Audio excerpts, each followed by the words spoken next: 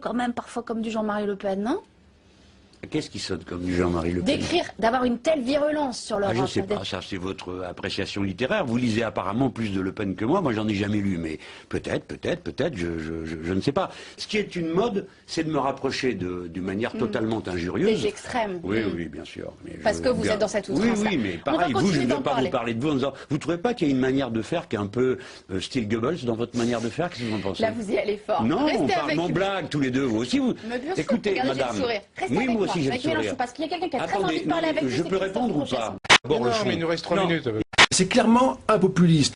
Ou quand, comment, Monsieur Aziza, faites votre métier, posez des questions précises. Madame, cessez de dire que je suis dans le même registre. Le contenu politique, c'est le même? C'est le même, le contenu.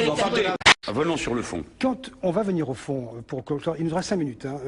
Est-ce que vous admettez l'idée qu'on puisse être, écoutez-moi, sans calcul, qu'on puisse être offensé et qu'on décide de ne pas le cacher? Nous n'avons rien à voir, monsieur. Alors, Jean-Luc Mélenchon, rien à voir. Jean-Luc Mélenchon, sur les dérapages. Ce que vous êtes en train de faire, c'est de la comparaison en termes de communication. Je m'en fiche de ça. Regardez les contenus. Comment osez-vous demander si je suis dans le même registre, moi qui ai combattu ces gens? Ma vie qui a demandé l'interdiction de leur parti.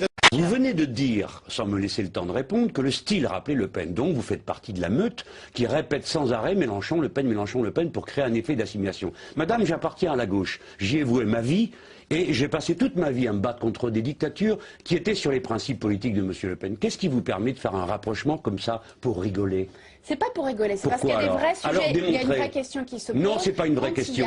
Quel rapport il y a entre un homme de gauche, républicain, socialiste et anticapitaliste et un homme d'extrême droite? Nous allons débattre. Vous parlez, vous avez l'air d'assumer, vous avez l'air d'assumer, et c'est très bien que vous fassiez d'ailleurs, d'être dans une espèce de violence comme ça, verbale, que vous assumez, de frapper les esprits. Vous dites d'ailleurs que vous reprenez l'expression d'un Churchill justement pour marquer les esprits. Churchill qui est un ami de Le Pen bien connu, il faisait juste la guerre contre ses prédécesseurs. Parlons de moralité puisque c'est un vrai sujet et que je sais que vous avez envie d'en débattre tous les deux. Qui me suit appréciera le procédé et j'espère que tout le monde a bien regardé comment cette femme passe d'une évocation de Le Pen sans démonstration et essaye maintenant de passer à autre chose parce qu'elle ne sait pas comment s'en sortir.